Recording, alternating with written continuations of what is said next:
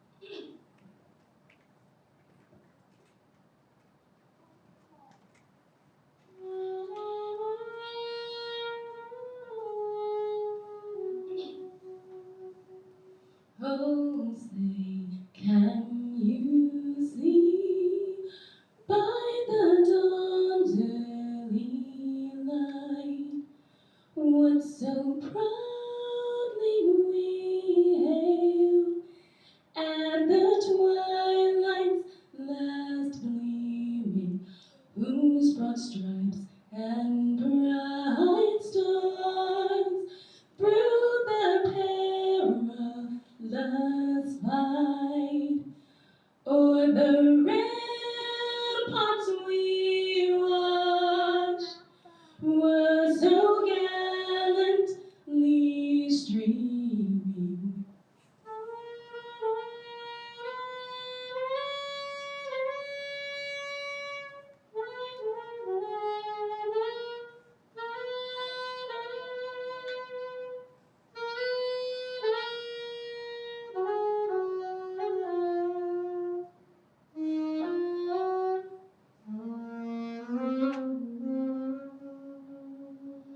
Oh, say does that star-spangled banner yet wave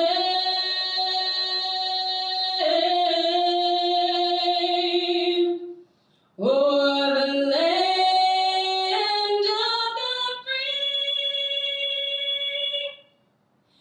and the home of the brave.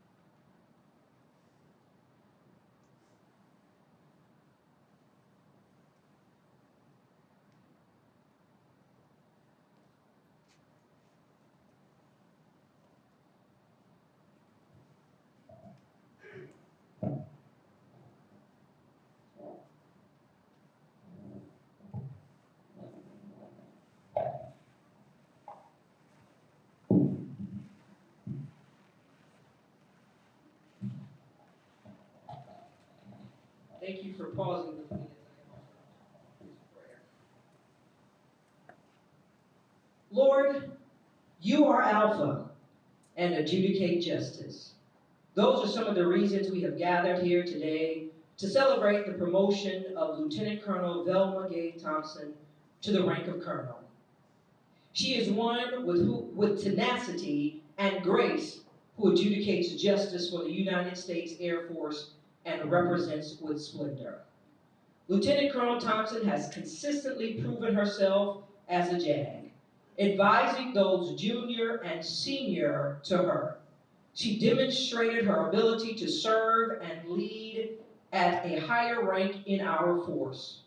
For her record of excellence, she is justly being promoted to the rank of colonel, and she is ready. As she stands at the alpha of her rank as colonel, may she continue to couple knowledge and wisdom as she does what the prophet Micah deems as a requirement: to do justly, to love mercy, and walk humbly with her God as she mounts up with wings as eagle. I readily offer this prayer in the name of God, who is Alpha. Amen. Amen.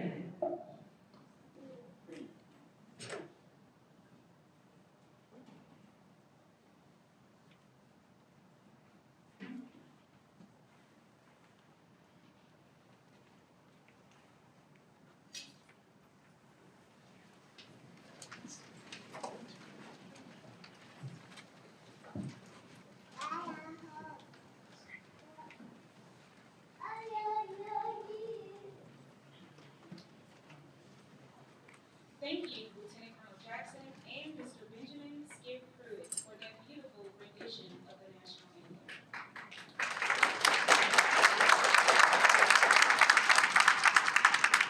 And thank you, Chaplain Segrist, for the inspirational invitation.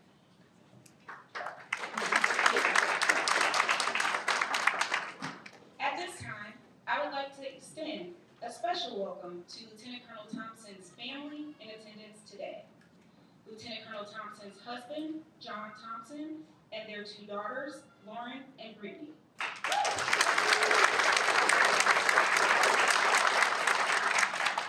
Lauren's flight from Los Angeles was canceled this morning, but she is here in spirit and boarding a new flight as I speak. Lieutenant Colonel Thompson's mother, Wendy, and her stepfather, Technical Sergeant Wilbert Johnson, United States Air Force, retired.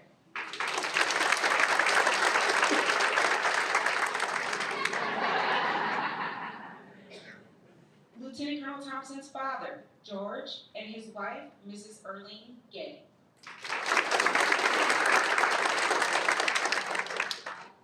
Lieutenant Colonel Thompson's brother, Theophilus Gay.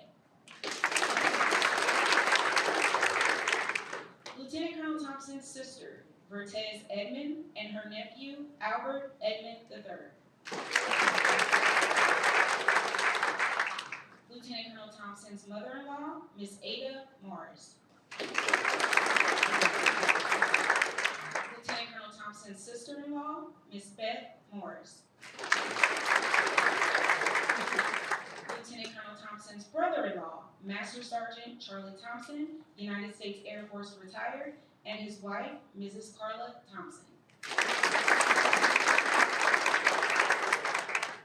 Lieutenant Colonel Thompson's aunt and uncle, Mr. Bruce and Mrs. Rosalind Clark. Lieutenant Colonel Thompson's aunt, Miss Karina Amerson. And all her cousins who traveled here from Brooklyn, New York.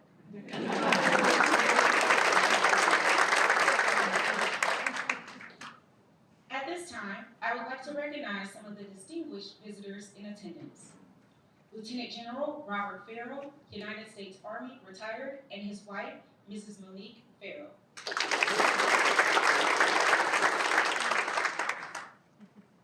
The Honorable Will Gunn, General Counsel and Corporate Secretary, Legal Services Corporation, and Colonel, United States Air Force, retired. The Honorable Kendra Davis Briggs, Associate Judge, Superior Court of the District of Columbia.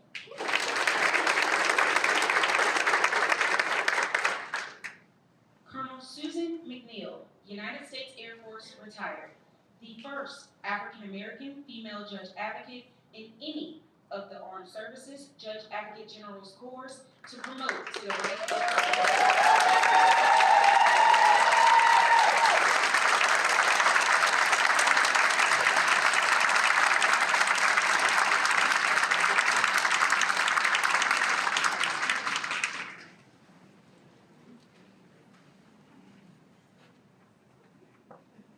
I would also like to recognize the following special guests.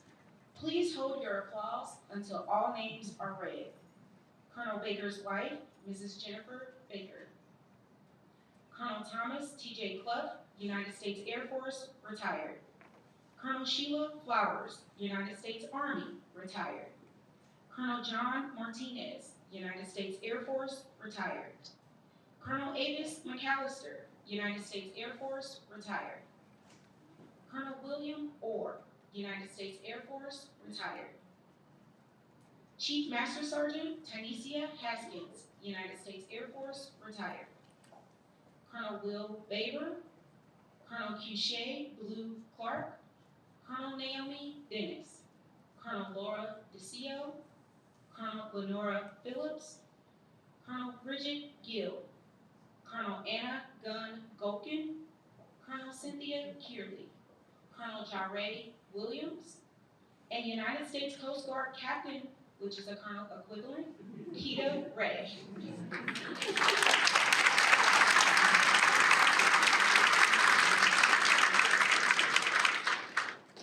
There are numerous other special guests in attendance, and Lieutenant Colonel Thompson will recognize you during her remarks. We would also like to extend a warm welcome to all friends and colleagues who travel from nearby and afar to share this special occasion with Lieutenant Colonel Thompson.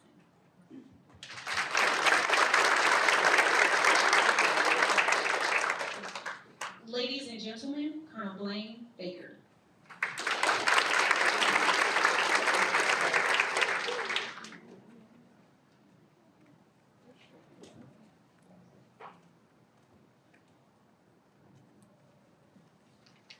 Ladies and gentlemen of the jury.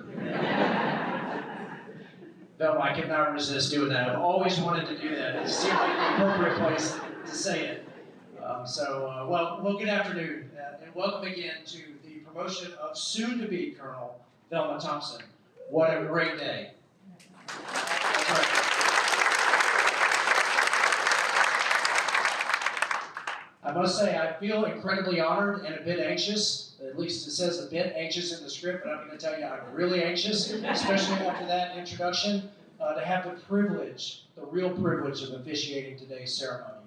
I'm truly grateful for the opportunity to stand before this august audience, and it is an august audience. It is practically the who's who of various services, the United States Air Force, and lots of people who have grown you over time, Velma. And so what an incredible opportunity this is, and the folks in the room have had a profound impact on the life, career, and calling of Lieutenant Colonel, soon-to-be Colonel Velma Thompson.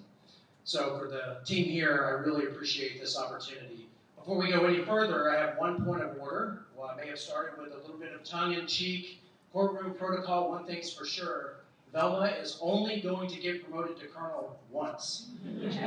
She may get promoted again, but she'll only get promoted to Colonel once. Therefore, clapping, tears of joy, unapologetic celebration are all acceptable behaviors in today's event.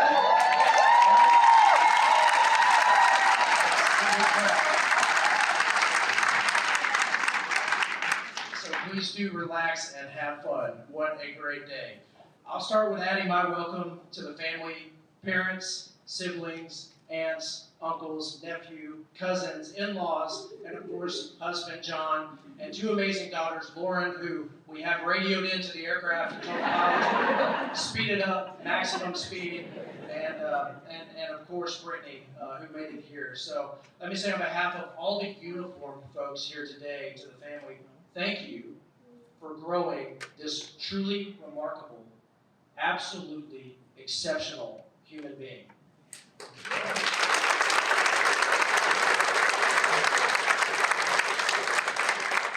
importantly for sharing her and trusting our Air Force with her for the past 17 years.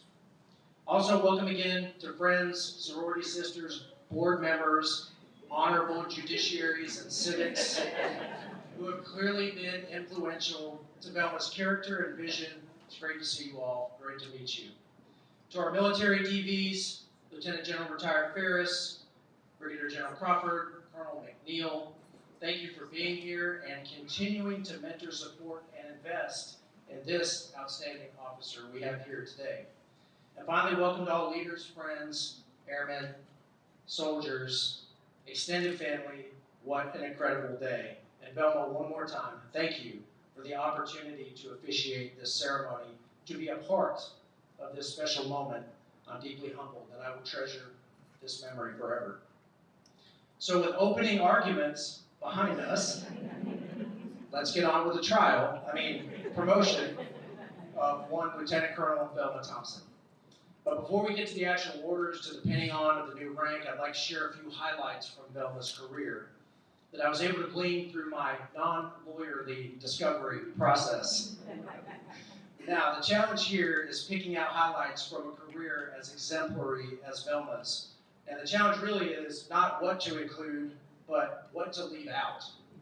And believe me, with as much as Velma has accomplished in her 17 years of service, that's right, 17 years to Colonel, it was a real challenge to parse out highlights while maintaining any semblance whatsoever of brevity.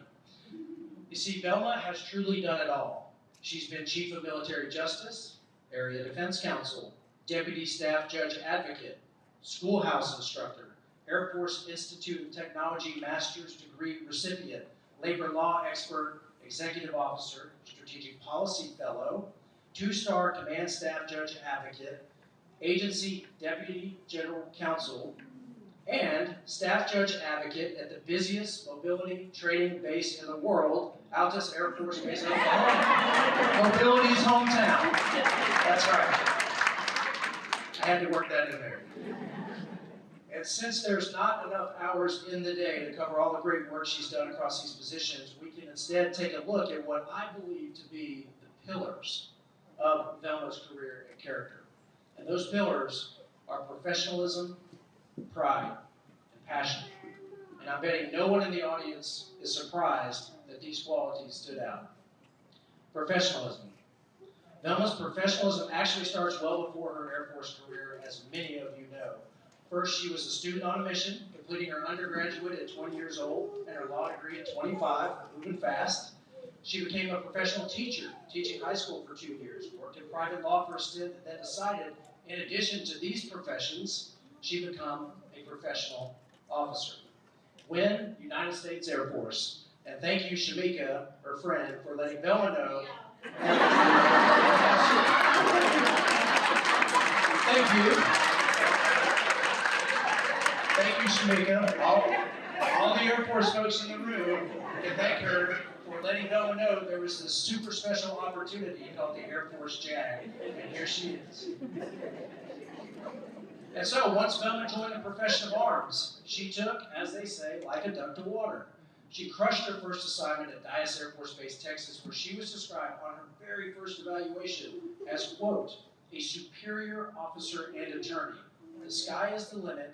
She can do it all. Very prescient words.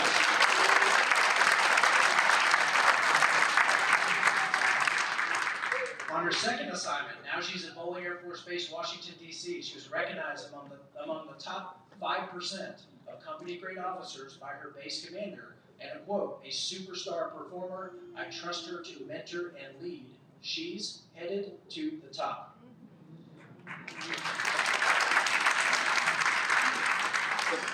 While still in D.C., though now at a job at the Air Force Legal Operations Agency, the Commandant immediately recognized her professionalism, stating, Velma is my, quote, number 1 of 8 company-grade officers and top 1% of officers I've supervised in 27 plus years.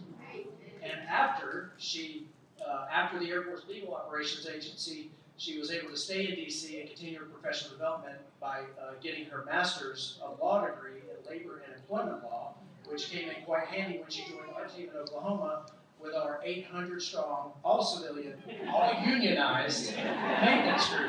Very exciting times. And then it was back to Legal Operations Agency, now as a sharp young major, working as a litigation attorney, that she made an impact on the Chief Labor Law Field Support Center, who said of Velma was, quote, in the top 5% of field grade officers I've seen in 42 plus years. So somehow we're getting better and better. And while still there, she did make it to the top, well, almost to the top. She was hired by the commander to be his executive officer, where he rated her as number 2 of 119 majors, describing her as, quote, my most trusted 04 advisor, superior mentor, attorney, and leader. That same commander then nominated her for a strategic policy fellowship, a developmental opportunity reserved for some of the highest performing, highest potential officers across all Air Force career fields. And spoiler alert, she was selected.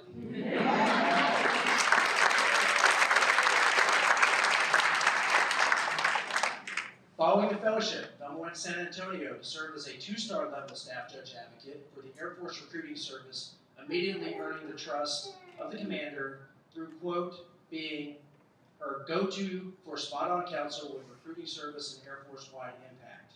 And after San Antonio, Velma made her way back to, of all places, you guessed it, Washington, D.C., but this time to work another key developmental job as Deputy General Counsel at the Defense Security Cooperation Agency, where she earned the #1 JAG from her director, who said, quote, Velma is an outstanding leader, excelling at every opportunity. And finally, she made her way to America's heartland in Altus Air Force Base. If y'all have never been there, go to Oklahoma City, start driving west. 2 hours later, you will hit Altus. But when she got there, I can personally attest to her world-class professionalism. Now, in full disclosure, and I'm not sure if this is the case everywhere Velma goes, but right around the time she arrived at Altus, things got exciting, like very exciting. Just weeks into her tenure, we were faced with a slate of formidable challenges, from water quality issues to civil liberties cases to civilian disciplinary lapses to Air Force level cases that we couldn't have dreamed of on our best day. And Velma led through all of it, and I can state with fact that no consequential decision was made at Altus Air Force Base without her counsel, affecting 5,000 people.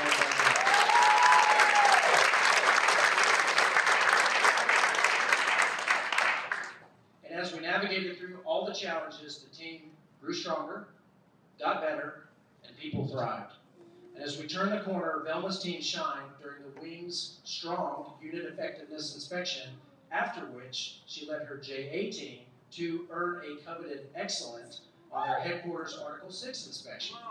Awesome work.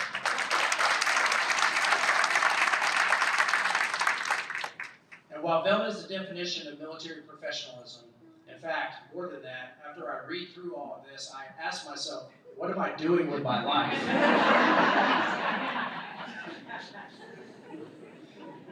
It's really the pride and passion that define her. As all present today will surely know, Velma radiates a uniquely positive energy. And I've come to believe this positive energy stems from pride. It's pride in the story of who she is and the adversity that she's overcome. Velma was incredible during Altus's Black History Month keynote speech, where pride in her culture and heritage were powerfully communicated. And by the way, Velma, that same event was the first time I have ever seen Colonel Brady Lee get nervous before speaking, because you set the bar so high, and he will admit that on the record. There is so much clear pride in family. Velma's 2 amazing girls that are clearly following in their mother's footsteps, and John, who has been patiently holding down the fort here in D.C. Brenda, you may not know this, but you actually had a volleyball fan club back in Altus. we would actually watch your matches, watch the highlights, and when we needed some motivation during those heavy, hard days, we'd turn on the video. It was really cool to see.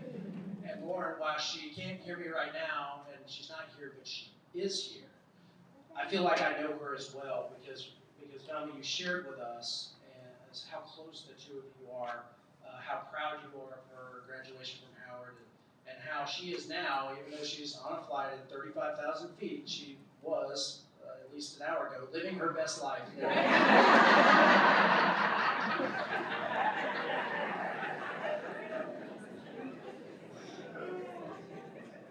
And finally, there's Velma's passion to serve others. Perhaps nothing sets her so far apart as all that she has done in service to others. Just look at the room. Just look at the room. If you've ever heard the statement that you are your friends, well, y'all, we are in very, very good company.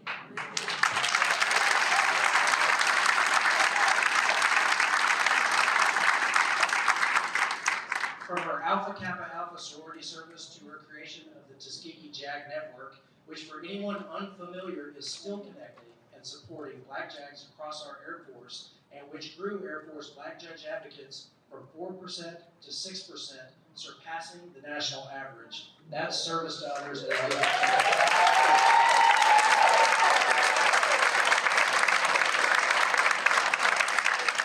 And on top of all that, there's the Look Back, Give Back Foundation.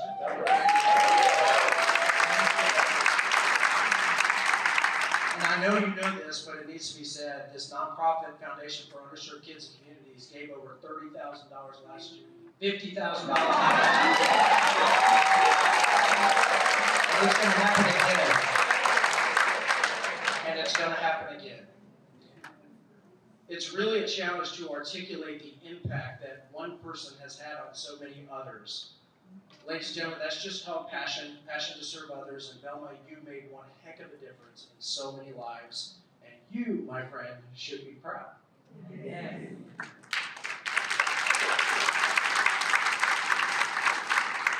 So in closing, Velma, although you've already accomplished so much and blessed so many, I know you're only getting started. There's so much more for you to do, so many more lives to touch, and so many more ways to serve. This next promotion is another step along your path of professionalism, pride, and passion. So to say that you're ready for promotion is an understatement. You're clearly ready. And as you've heard before, I'll say it again. Sky's the limit. You can do it all. Ladies and gentlemen of the jury, the prosecution rests its case.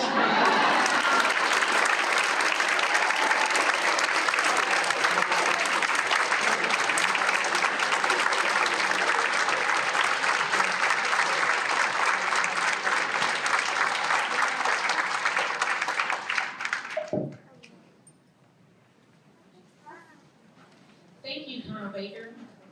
Ladies and gentlemen, please rise as Colonel Baker promotes Lieutenant Colonel Thompson to the rank of Colonel.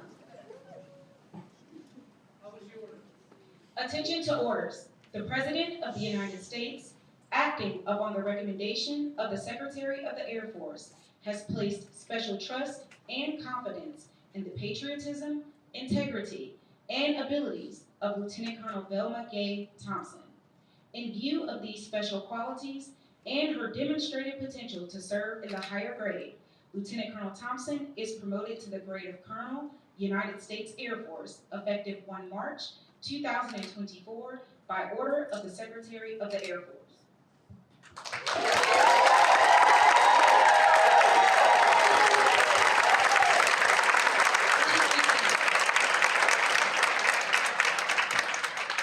Please be seated.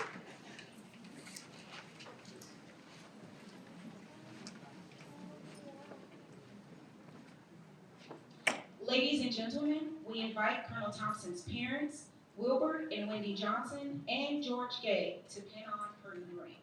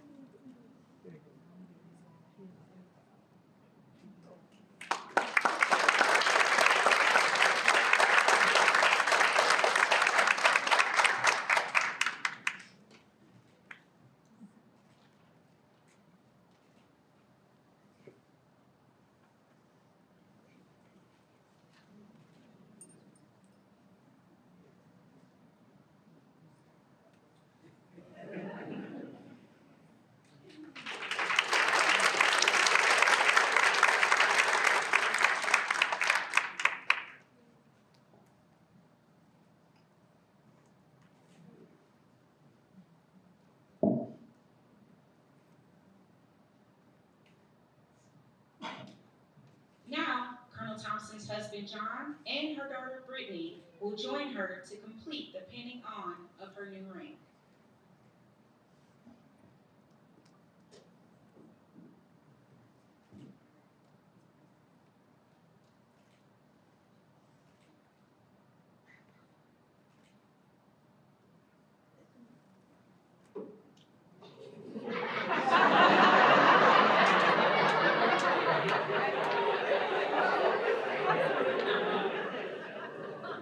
That one's no good any longer anyway.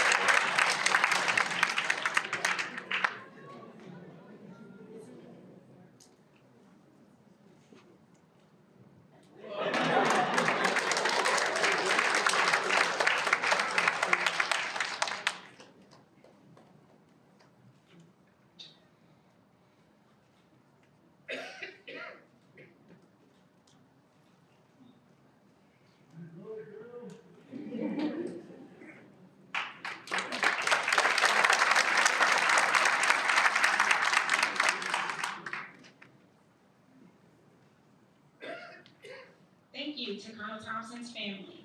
Please rise as Colonel Jari Williams administers the officer's oath to Colonel Thompson and offers words of wisdom.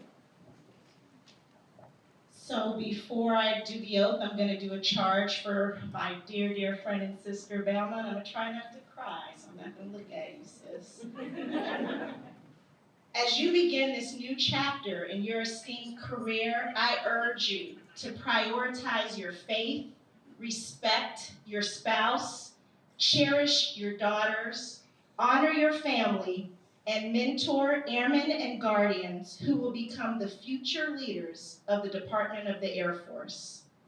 Embrace your faith by dedicating time to prayer, maintaining hope, placing trust, and believing in a God who provides for all your need according to his abundance through Christ Jesus.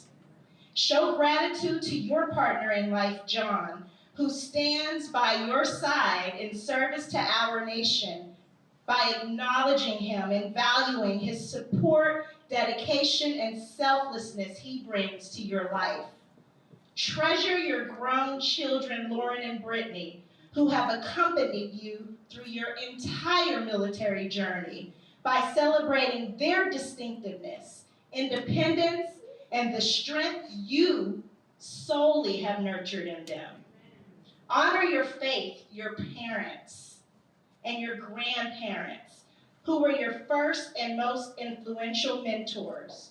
Remember, you are supported by the resilience and strength of those who came before you, your ancestors, our ancestors, and a community that stood firm against marginalization and discrimination. Guide and support airmen and guardians by imparting your wisdom, expertise, lessons learned, and achievements, enabling them to carry on the legacy of flying, fighting, and winning for the airmen and remaining always above for the Guardians. Finally, never forget that you are an American airman, a guardian of freedom and justice, committed to unwavering steadfastness and resolute dedication without faltering or failing. I will now give you the oath of office.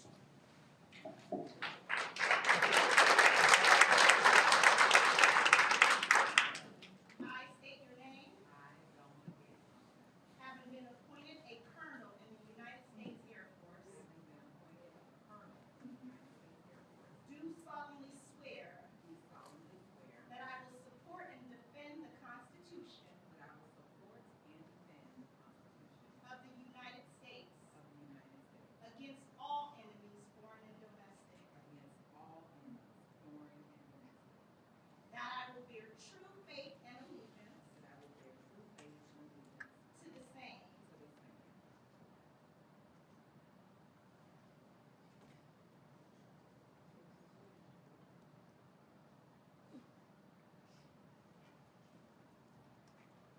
and that I take this obligation freely without any mental reservation or purpose of evasion, and that I will well and faithfully discharge the duties of the office upon which I am about to enter. So help me God.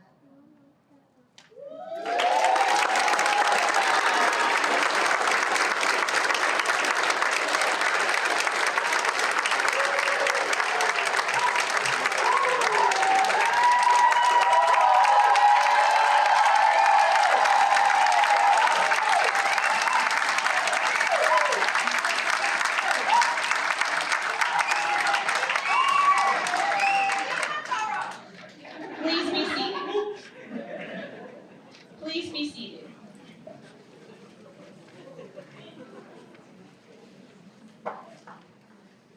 Ladies and gentlemen, the Department of the Air Force is proud to introduce Colonel Velma Gay Thompson.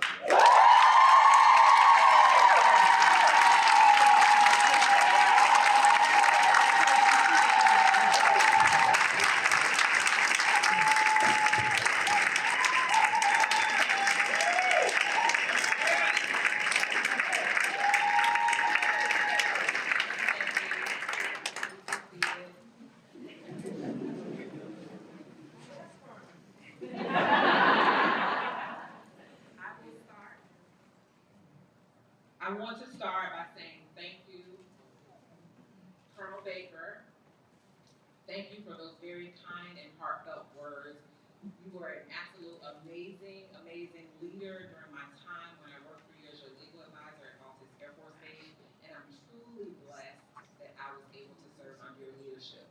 I know I've been a colonel for 2 seconds, and I'm extra if you know me, and I already have my own coin.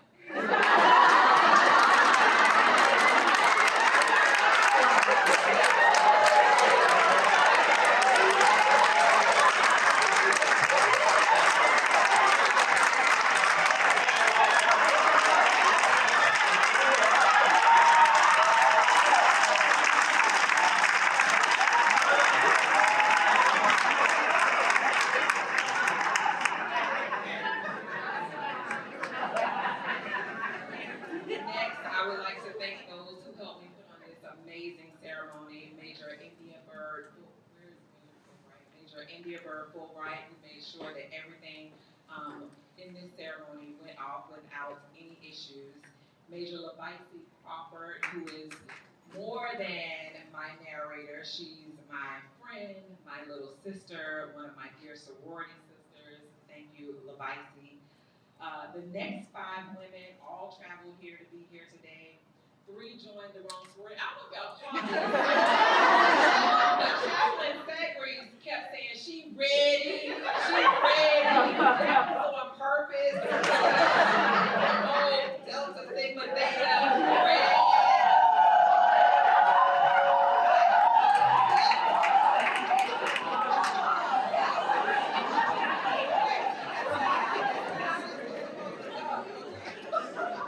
Chaplain Sagrees came individuals in my ceremony, 3 ladies in the ceremony came from Colorado to support here today. Chaplain, I know 2 adults.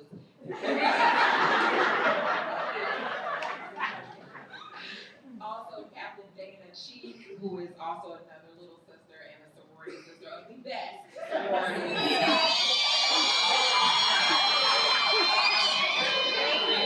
Music to my ears. Captain George Reefer, who is also came from Colorado. We won't talk about her sorority. Thank you, Lieutenant Colonel Daphne Jackson, for singing the national anthem again, the right sorority. JAG Williams, the wrong sorority. There's a pattern going on here. There's a pattern. Staff Sergeant Rayshawn Davison, thank you so much for serving as one of the ushers as well. And I have gifts for all of you. To my special guest, Lieutenant General Farrell, retired, and his beautiful wife and my lovely sorority sister, Monique Farrell. Thank you so much. I know you all always travel back and forth from St. Thomas. I appreciate you all being here with us today to celebrate with me. Thank you. Brigadier General Crawford, I saw you come in. Come on, take your seat.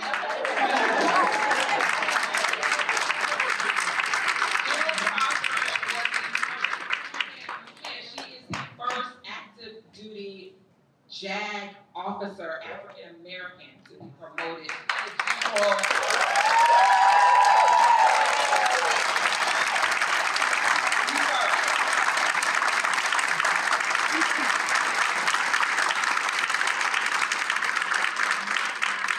It's okay, you're general, so you can stay back there.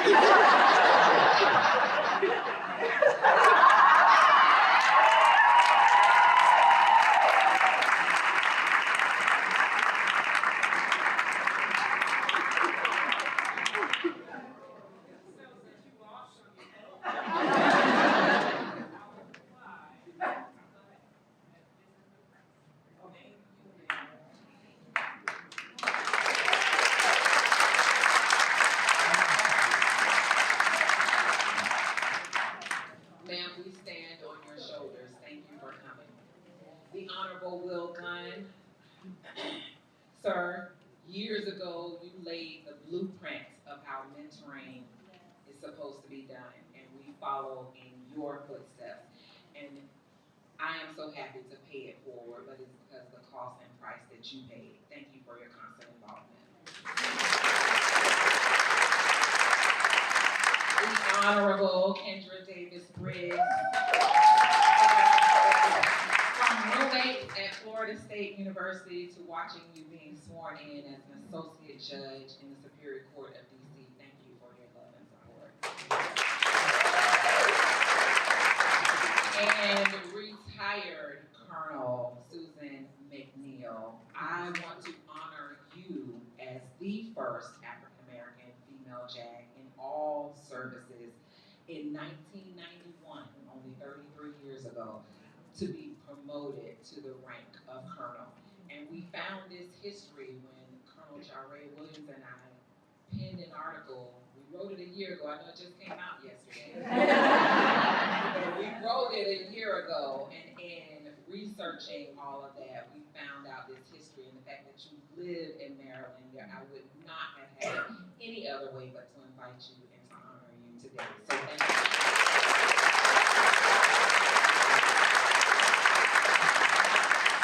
Okay, I'm gonna get started. I don't get promoted to colonel one time, so y'all got everything.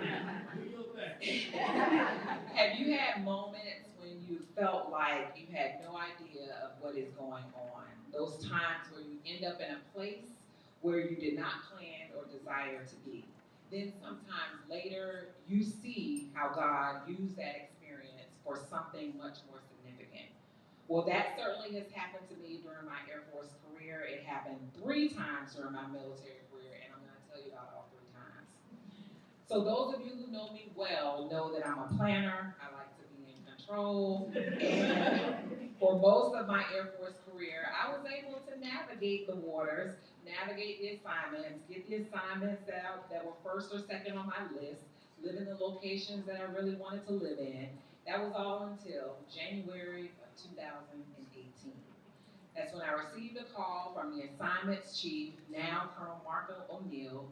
I just finished an assignment as Strategic Policy Fellow in DC. Shout out to my Strategic Policy cohorts. I see you back there, Dave Herndon, Colonel-elect Dave Herndon. So I was just finishing up Strategic Policy Fellow in DC, and although I really wanted to remain in DC, Colonel O'Neill had different plans. He called to tell me that I was moving to San Antonio, Texas, to work as the SJA for Air Force Recruiting Service. I was not thrilled about this move, wasn't super sad, but more importantly, my youngest daughter, Brittany, she was very disappointed about this move. At the time of the call, she was in her freshman year of high school and thriving in her volleyball career. Shout out to Coach T, her volleyball coach, he's here. And her older sister, Lauren, was a freshman at Howard University, and this would and this would be the first time that Brittany and I would move without Lauren. I tried to use my great parenting skills to hype up the move, but she was getting too old for that, so it really didn't work. I thought it worked initially by buying this beautiful, nice house. However, it did not work, and living in San Antonio, Texas during her sophomore year of high school was not a good year for Brittany at all. Now for me, professionally, it was great. I got the opportunity to work for Major General Jeannie Levitt. She was the first female fighter pilot in the Air Force, and I met some amazing, amazing women, Chaplain Segres, Colonel Bridget Gill, and Chief Master Sergeant retired Sonia Lee, who couldn't make it, but 2 out of 3 are here. Met amazing women there. However, for Brittany, it was a very rough year. At the end of it, Brittany begged me to move back to DC without me. Yeah, I couldn't go. So initially, I was against her living anywhere without me until one day she told me, she said, "Mom, you have prepared me for this. I'm responsible, I'm a good kid, and you can trust me."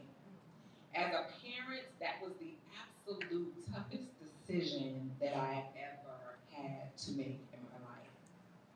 At that time, one of her high school volleyball parents, without me even asking her, found out about the situation and called me and volunteered and said Brittany could live with her and her family. So Brittany lived in Alexandria, Virginia, her junior year of high school without me. When I finished my time at Air Force Recruiting Services, and while I ended up finishing my time in San Antonio, Texas. It was a tough year, but we made it work, and that was till I got the call for my next assignment. So we're at time number 2. That was number 1, this is number 2. So here we are. I've been a lieutenant colonel for about a year. It was time to move to the next assignment. The assignment officer called me and he wanted to move me to be an SJA. He told me the location. However, it was very far from Washington, D.C., where Brittany would finish her senior year of high school. I explained that I needed to be in D.C. because of my daughter's situation and asked if there were any other available options. I received a second option, but that second option still was not in D.C., and it was hours away from D.C. So, as you can imagine, I was at a crossroad because I felt that if I did not take the SJA job, I would not be competitive enough to be promoted to colonel. And if I did take the SJA job, I wouldn't be able to live with my daughter. I prayed about it. I talked to both daughters about it. I sought guidance from friends, and ultimately, I did not take the SJA job. Instead, I was given a job in the DC area, which is what I requested. But if I'm being honest, when I took the job, I resolved that it was unlikely that I would ever be promoted to the rank of colonel. But let me tell you how God works. The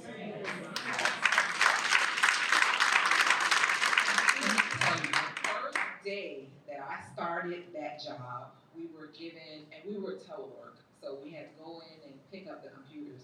First day I started that job, I was given my computer, and every single, for those of you in the military, you know you get that blue screen with your name on it. Every single day that I logged in, it said Colonel Velma Gay. I am not joking. I called the tech people. I said, wait a minute, I'm only a lieutenant colonel. I do not want people thinking I'm often trying to be a colonel. Fix this. They said your email is fine. It says lieutenant colonel, but I am every single day. The blue screen said Colonel Velma Gay. Every day.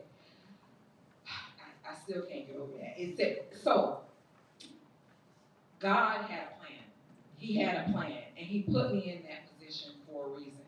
Additionally, during that time in 2020, that's when I started Look Back, Give Back Foundation. It is a nonprofit 501c3 which has been able to bless so many young African American men and women over the past 3 years. In 3 years, we have provided $50,000 in scholarships to 22 deserving high school seniors.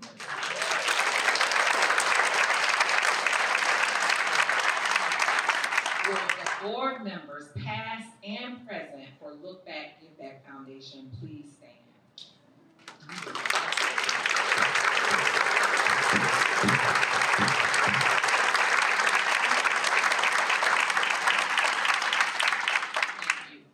To my New York family who helped me stay sane during this time of COVID with our family group chats. When I told them I was starting the foundation, they were the first to help. They were the first to start legacy scholarships through the foundation, the Willie and Roberta Bloodworth Legacy Scholarship and the Butch and Stella Legacy Scholarship. Thank you, family.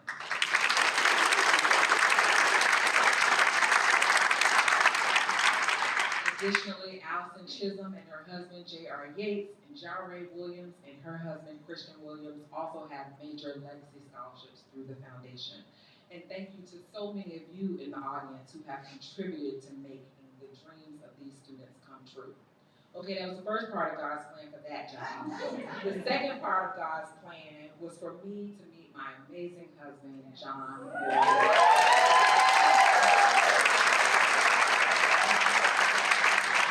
We met during the prime of COVID when I moved back to Washington, D.C. in 2020. And Miss Ada, you did a great job raising this amazing man. He is all that. So this isn't the part where I thank family, so I'm going to put a pin in that story and get back to the end of my 3 parts. So I mentioned there were 3 times in my career that I felt like I had no idea what was going on. We talked about the first 2, now we'll talk about the third and final one. It was around January, February of 2022. Seems like it was just yesterday, but it was almost over 2 years ago now. I will never forget it. I was walking in Walmart when I received a call from JAG. And for those of us in the JAG Corps, we know we stop everything when we get a call from JAG, because JAG is calling to tell you what your next assignment is. So we drop it all. So I'm here walking around, I gotta answer this again. So I answered the phone, and the assignment chief told me that they had penciled me in for an assignment to Now I know Colonel Baker got up here and was all excited about Mobility's hometown. But let me tell you, I was not as excited when I received the call. However, at this time, I remember that I'd already turned down 2 previous SJA assignments for family reasons.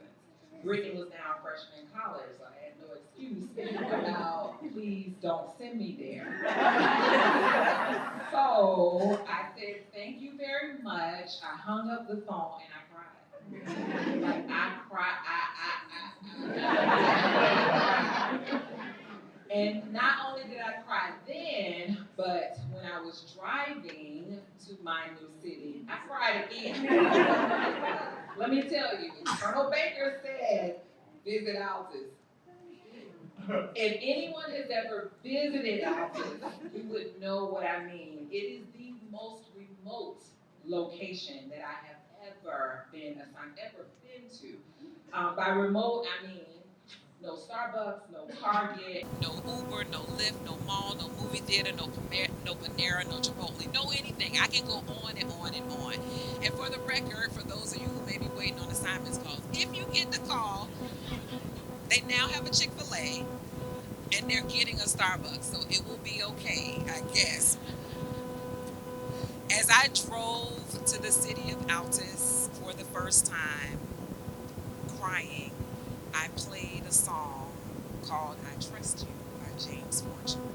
Some of the words say, even though I can't see, and even though I can't feel your touch, I will trust you, Lord. Though my nights may seem long and I feel so alone, I will trust you. As I drove into the city, I played that song, and God certainly had a plan.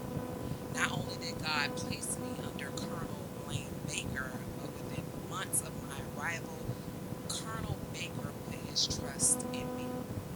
And those of you who know, it is not, if you do not have the trust of your wing commander, you probably will not get promoted to colonel. And I know for a fact, because of the trust you placed in me, sir, that is one of the reasons why I can stand here and be today.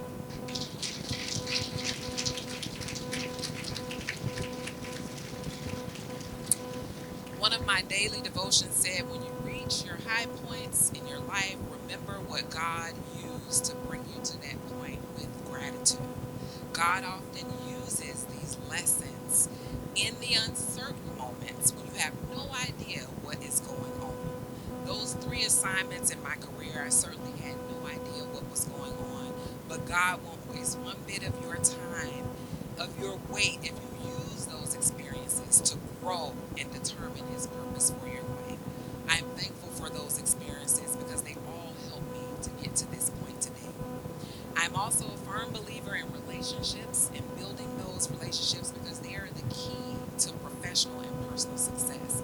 So I want to take a minute now and recognize some of those relationships because they are important to me. There are people here today who have been a part of every facet of my life, and I want to publicly say thank you for your support. I'm going way back to middle school. To Nika and Kevin Parrish, Parkway Middle School, traveled from Georgia to be here. Thank you for your support. Let's stay in middle school. Well, I was in middle school. She was in high school. Tracy Roach, who has been with me since I was in middle school. She's 4 years older, but she still look good, y'all. NAACP Youth Council, my big sister and AKA sister, I love you and thank you. Over to high school, Shamika, Sadine, Lachelle, thank you all for your love and support. They're all here, all travel. To my bestest friends, Rachel Victor and Raina Longshore, who have been at all 3 promotion ceremonies, thank you for always being here for me. And through my best friends, I've gained even more close friends. Thank you, Yolanda, Ebony, Nikki, Kara, and Dwight. I love you all. My cousin, Crystal, who has been here. She didn't make all 3, but she made 2. I love you, cousin Crystal. My college roommate, who I've talked about, and sorority sister, Honorable Kendra Davis Briggs, thank you. Over to law school. Well, Nadia is also here from Florida State. I don't know if you know Nadia is over there at Florida State. Over to law school, my study partner and transfer buddy. We both transferred to FSU Law School after our first year of law school, and then both transferred back to the old law school. It's crazy. But Jennifer Brown, thank you for being here. Both did it. My time, it did. My time at the state attorney's office, my number 1 Leo friend, Kathleen Ashiel, thank you for coming to share this moment with me. When I worked at the law firm in Jacksonville, Florida, I met a sorority sister, Jennifer Coleman, now Army Lieutenant Colonel Coleman and fellow JAG officer. Thank you for coming and supporting me. Let's move over to when I joined the Air Force, off to my first base, Dyess Air Force Base, the one and only Colonel Willie Baber, always there. Thank you for your support. And Master Sergeant retired Bridget Forche, who had no problem correcting me with my little cute bob that was too long and out of rags. She definitely put me in check the first week that I was in the office. My second base, Bowling Air Force Base, where I met Colonel retired Avis McAllister, my big sister. I love you, Avis. I love you. Also, where I met Tanya Hopper and Master Sergeant retired Shantae Shivers, who traveled here as well. Love you, ladies. Thank you. My friend and sorority sister who I was deployed with, T.U. Myers, thank you for being here. My next assignment was at the JAG school, where I had the pleasure of teaching Levice Crawford, Tiny Bowman, Anthony Threats, and many others. I thank you all for being here. We moved back to D.C. after the JAG school. Brittany got serious about volleyball, and I met her volleyball coach, Coach Jared Tullock, who is here. Just had a baby, but he's here. Hey, Coach T. My Alpha, Beta, Alpha, Omega chapter family. These group of ladies have been beyond amazing. They are my family away from family. They're my support, my confidant, and my sisters. And the mom that I told you about called to tell me that Brittany could live with her and her family. Her name is Candace Rogers. Her name was Candace Rogers. She was a part of the Springfield Girls Interest Group that chartered Alpha Beta Alpha Omega chapter, and unfortunately she lost her life in a tragic car accident on June 19, 2021. But thank you to all of my Alpha Beta Alpha Omega sisters for always being here.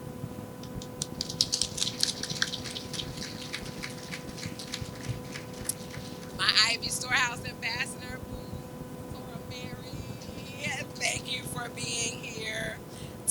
And I have to mention my JAG family workout group. So, and this is crazy, y'all. For the past 2 years, every single day, these ladies, including me, send in a group chat a picture proving that we worked out today.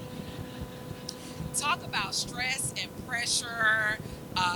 Colonel Jare Williams is a part of the group. Lieutenant Colonel Daphne Jackson, Colonel Naomi Dennis, Lieutenant Colonel Tia Lambright, Lieutenant Colonel retired Allison Chisholm, Lieutenant Colonel Valencia Thomas. Every day, the pressure is real. So it's pressure to motivate, to work. And this week I skipped all week, y'all. I skipped all week. But it's great pressure, and I love them for it. Next, the Tuskegee JAG Mentoring Group. Will all Tuskegee JAGs please stand?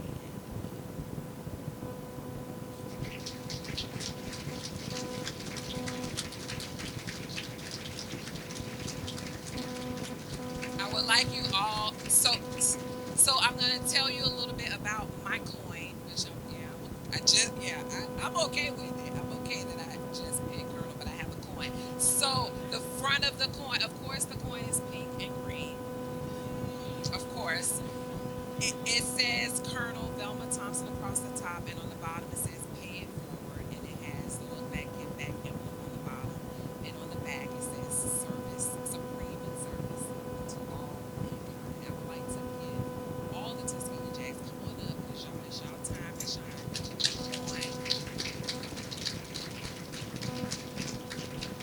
The fact that all y'all came, I mean, come on up.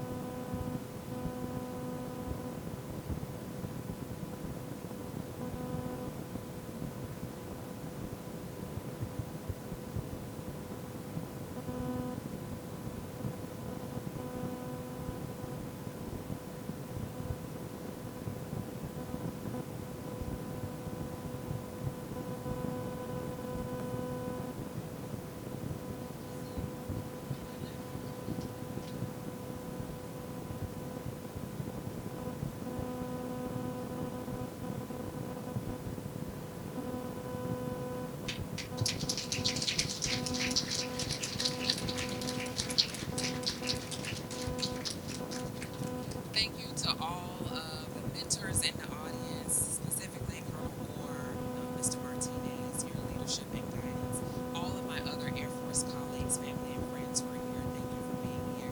And the friends I married into, I didn't forget about you. I'm blessed to now have Charles, Darren, Courtney, Terry, Mel, Brooke, Ralph, Benita, Bernard, Josephine, Willa, Tan, Mike, Cherie, and Byron. Love you all. Last but not least, time to thank my family, to my mom.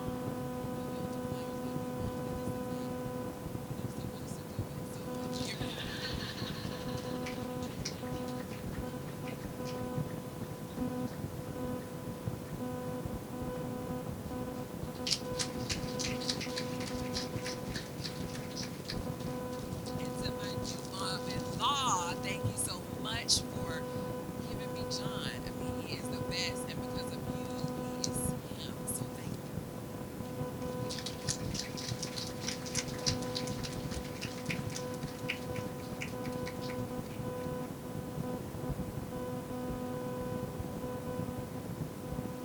And last but not least, we know Lauren is not here. Brittany, I have news for you, Angela. But thank you so much. You're now 21, so your Air Force life career is over as far as having to. I'm serious, as far as having to go anywhere with me and all that good stuff. Because she didn't come to Altus, y'all. Like she visited one time, which is crazy. But thank you for twice. Okay. Thank you for being such an amazing daughter. I'm so proud of you and all that you are accomplishing.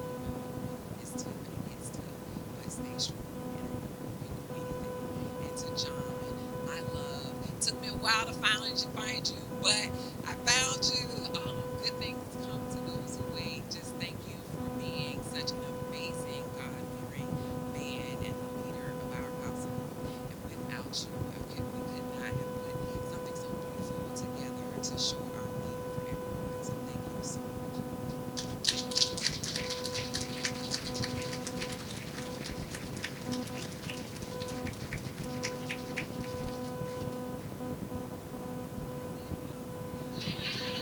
That was a lot. That's it. So that concludes my speech. I'm gonna let the vice come back and end this out, but that concludes my portion. Thank you.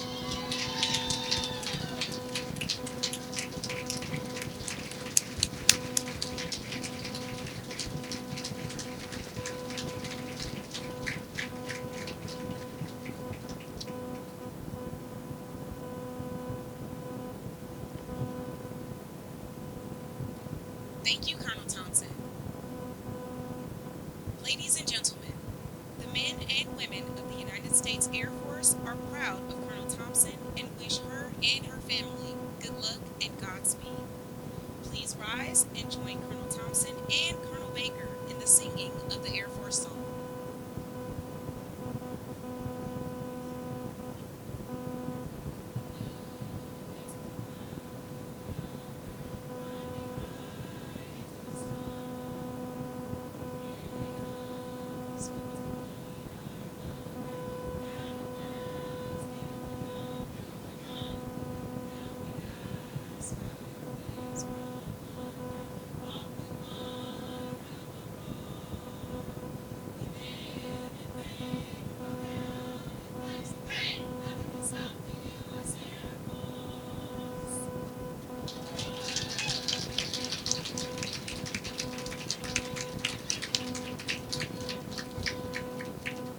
Ladies and gentlemen, this concludes today's ceremony. John and Brittany, please join Colonel Thompson for the receiving line and photographs. Attendees, please stay around and enjoy the live musical performance by Mr. Benjamin Skip Pruitt and the refreshments in the back of the room. Thank you for attending today's